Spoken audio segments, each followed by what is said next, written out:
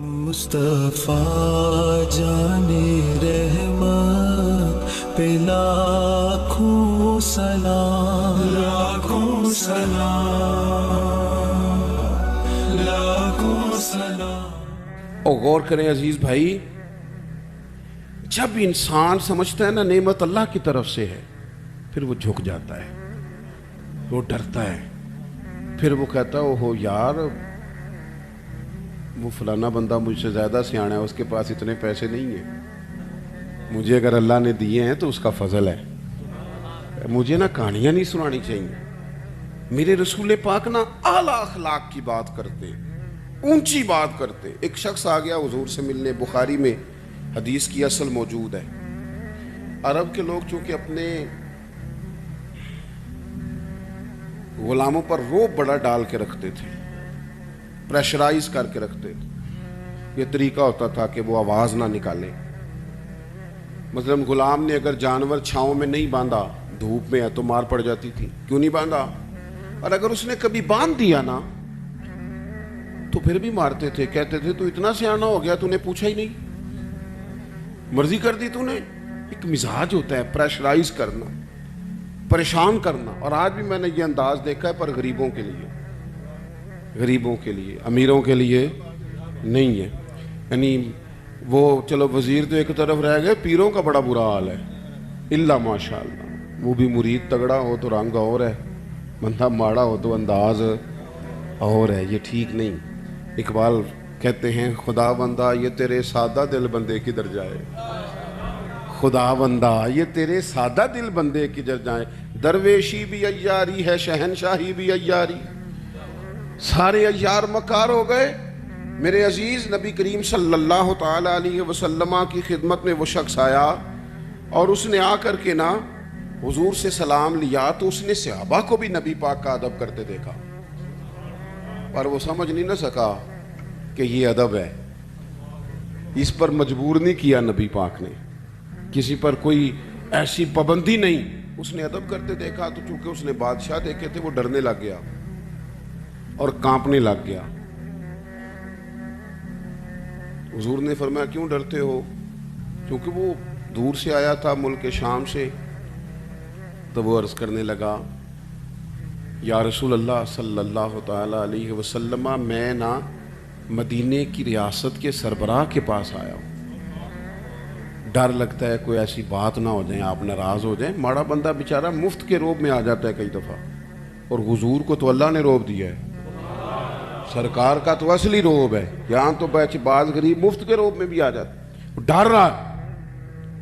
اب حضور اسے تھبکی بھی دے دیتے، بات سمجھا بھی دیتے تو بات ٹھیک تھی، لیکن وہ بات تو دور چلی گئی۔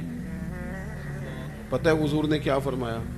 فرمایا سن بھائی، تو کسی ریاست کے سربراہ کے پاس نہیں آیا، تو اس بیٹے کے پاس آیا ہے جس کی ماں گوشت کے خشک ٹکڑے کھا کے بھی گزارا کر لیتی، تو غریب ماں کا بیٹا ہوں، غریب ماں کا۔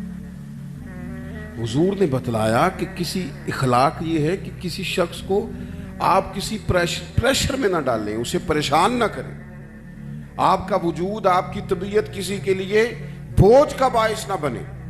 میں نے اپنی زندگی میں ایک ارادہ کیا ہوا ہے، اس کے لیے مجھے نیند بھی کم کرنی پڑتی ہے۔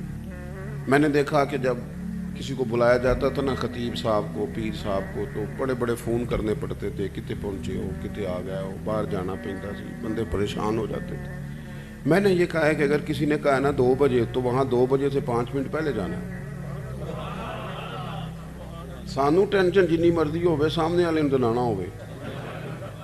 میری بات کی سمجھ آ رہی ہے؟ ہوتا کیا ہے، نہیں آپ کا تو خیر کوئی ایسا لیٹ نہیں ہوا، اللہ آپ کو جزا دے، اور میرے خوشی ہے آپ نماز پڑھ رہے تھے، یہ خوشی ہے، اور بڑی خوشی یہ ہے کہ آپ نے جلدی سے نماز پڑھ لی، ورنہ اللہ خیر کرے۔ ویسے میں کو تھوڑے جو بھی ویکھے رہے جنہیں نہیں پڑھی، چلو کہڑا تساں کسی نہ گل کرنی ہے۔ ایک بات یاد رکھنا، کوئی نہیں اجر ملے گا محفل میں آنے کا، بالکل نہیں۔ ایسے اپنے آپ کو جھوٹی تسلیاں نہ دیا کرو، فرض پہلے ہے اور نفل یہ کوئی کہانی نہیں کہ آپ محفل بڑی تگڑی کرائیں اور فلانا کام۔ مجھے ایک دفعہ ایک صاحب نے کہا جی 22ویں محفل ہے یا 21ویں ہے، آپ کو بلانا ہے، پہلے فلاں بزرگ آئے، فلاں عالم آئے، تو میں نے کہا نماز پڑھتے ہو؟ کہنے لگا نہیں، دعا کریں۔ تو میں نے کہا آج کے بعد نہ کسی کو بتانا کہ اتنے علماء کو میں نے دعوت دی ہے، وہ کہیں گے اتنے مولوی مل کے بھی اسے نمازی نہیں بنا سکے۔ تو اس لیے یہ اصل پہ آئیں۔ کیا مطلب؟ اس کا مطلب ہے کہ نماز پڑھی نہ جائے اور باقی سارے کام کیے جائے۔ نماز اصل ہے، نماز روح ہے، اور حضور ناز سے بھی بڑے راضی ہوتے ہیں، پر میرے نبی نے فرمایا نماز تو میری آنکھوں کی ٹھنڈک ہے۔ تو جب تو نماز پڑھتا ہے حضور کی آنکھیں ٹھنڈی ہوتی ہے، یہ تو کر نہیں رہا اور باقی تو ادھر ادھر بھاگتا پھرے، تو یہ اضافی بات۔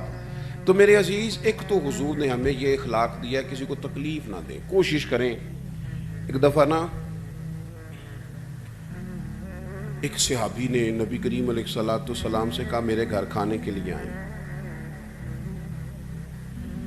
اس نے دیکھا کہ حضور پر بظاہر کچھ آثار ہیں بھوک کے، کئی دنوں سے کھانا نہیں کھایا۔ چہرہ دیکھا اس نے تو بندے گنے حضور کے پاس کتنے بیٹھے ہیں، تو 4 لوگ بیٹھے تھے۔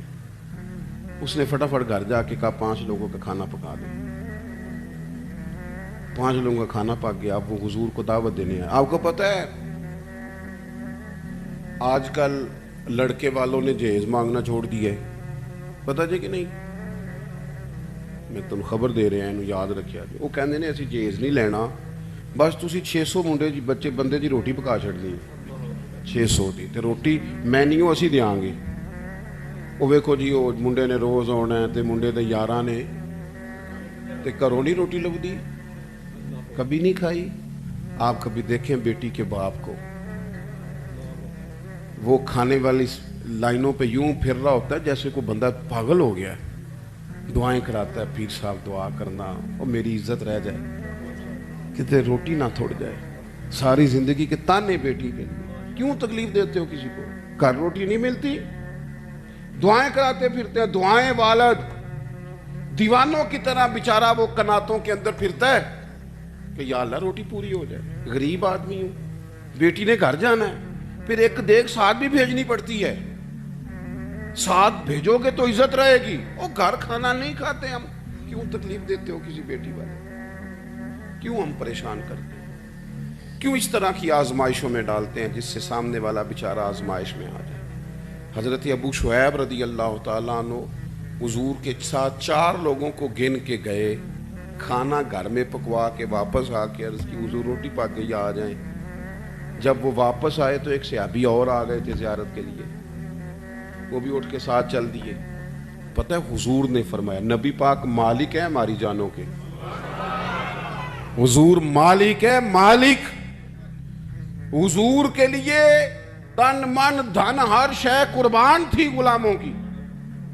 حضور 5 کیا 100 بندہ لے جائیں تو بسم اللہ کریں صحابہ، لیکن نبی کریم نے اصول دیا، اخلاقی عالیہ کی بلندی سکھائی۔ اس صحابی کے گھر کے دروازے کے قریب جا کے حضور نے فرمایا بھئی 5 بندوں کا تم نے کھانا پکایا تھا، یہ جو شخص آئے ہیں یہ اپنی مرضی سے آئے ہیں، میں نے دعوت نہیں دی، اگر تم اجازت دو تو یہ اندر آئیں گے ورنہ یہ واپس جائیں گے۔ تم اگر اجازت دو، کسی کو تکلیف دی جا سکتی؟ ہمارا حال یہ ہے کہ ہمیں خبر کا پتہ بھی نہیں ہوتا کہ فلانے نے یہ کیا ہے کہ نہیں کیا، لیکن الزام گھر بیٹھے بیٹھے الزام لگا دیتے۔ گھر بیٹھے، میں ایک جگہ پہ بیٹھا تھا، وہ کہنے لگے جی ایڈی چھیتی پیسے کمائے نہیں جا سکتے، کوئی رولا ہے وے۔ اور میں نے کہا کیا؟ رب تو فرماتا ہے وَيَرْزُقْهُ مِنْ حَيْثُ لَا يَحْتَسِبُ، میں وہاں سے دے دیتا ہوں کہ بندے کا گمان بھی نہیں ہوتا۔